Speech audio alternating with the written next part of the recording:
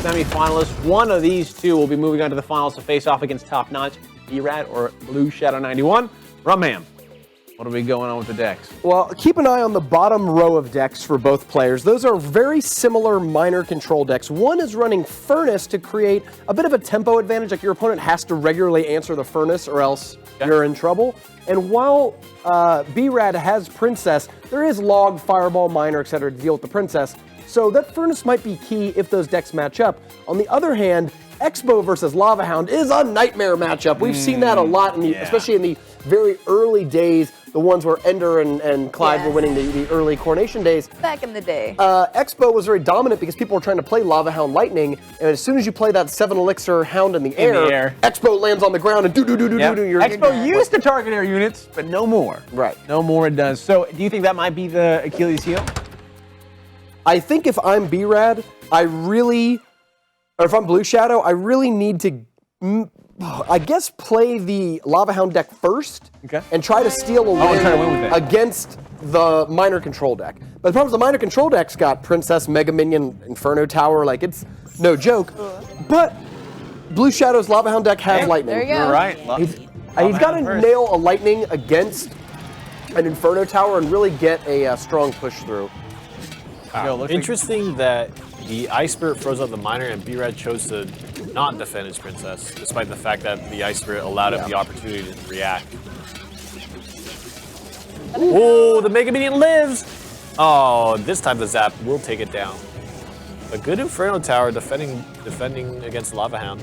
I mean, that's a 5 against a 7, so regardless of all what happened on the right side, even though Blue Shadow took some damage there, he did get a little bit of an Elixir advantage from that trade.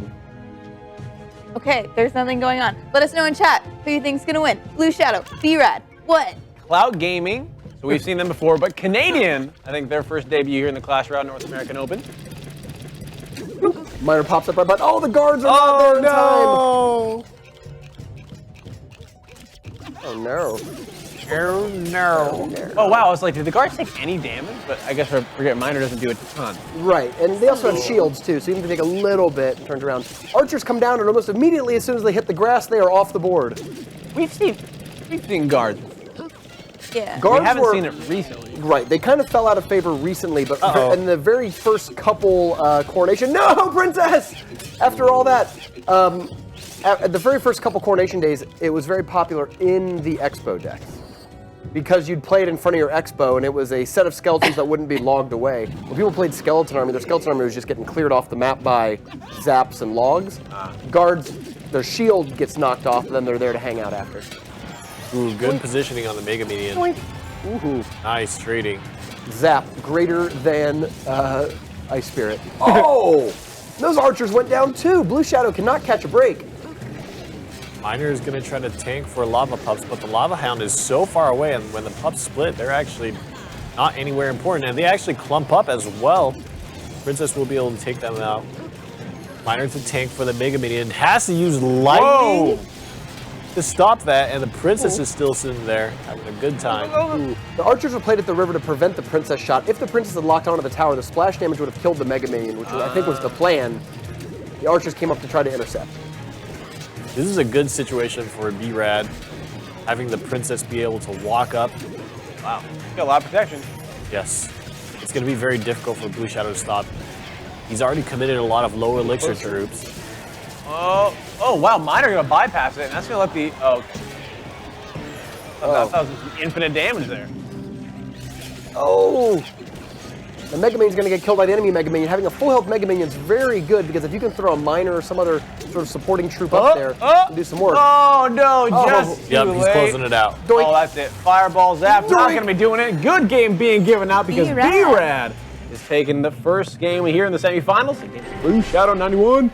B-rad's early Princess drops were ill-defended, and I think after the game carried on for a little while, he started doing a much better job of positioning his Princess in key wounds.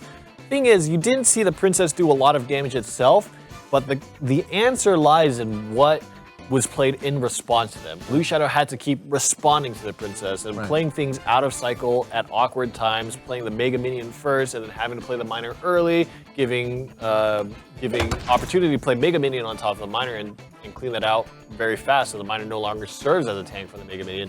Just these little things about timing, and that's why Princess is such a strong card. It just puts you off your timing. It makes you want to respond now. Hey, would you say that B-rad was in control that entire game? In the driver's seat? Yeah, and that directly reflected in terms of crown tower damage and also him closing out the game and taking the win.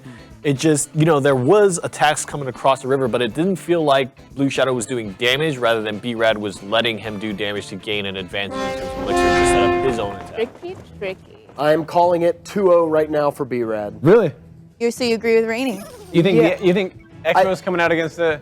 It's got to be Expo now, and this is the Lava Hound deck because of the Oh, no! So it depends on if he's aggressive with it or not, but as soon as that Lava Hound goes in the air... Expo. Now, remember, we actually saw a Lava Hound deck beat an Expo deck before by not actually playing Lava Hound.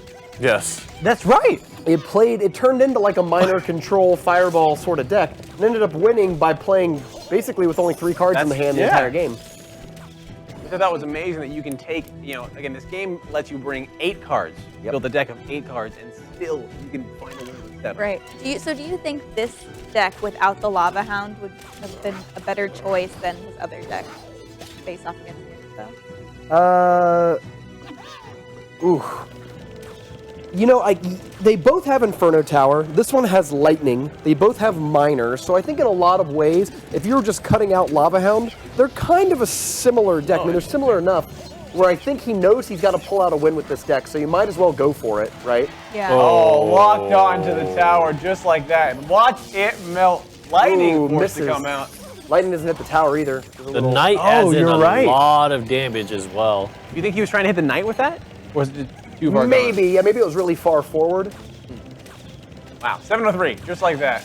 Oh, wow. Rubbing salt in the wound. Mega Minion. Yikes.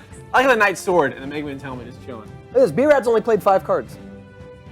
Wow. I mean, he's just basically cycled. He's done the exact same pattern twice now. What else is left? Other 3 cards in his deck. Rocket, which we'll probably won't see to the very end. Right. Inferno Tower, but nothing to play it against yet.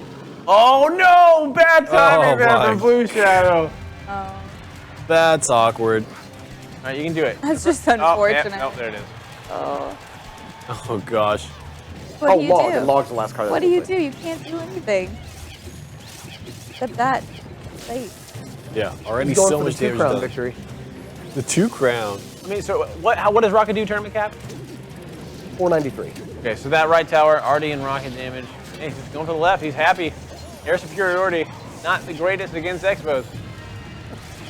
Although that push didn't go so bad. I mean, it looks like he's cleared out a lot of stuff, did some damage to the left side. Of course, you need to get more off than that if you're Blue Shadow, because you really have to pull this game out. Aggressive Lava Hound. He can not really Lightning anytime soon.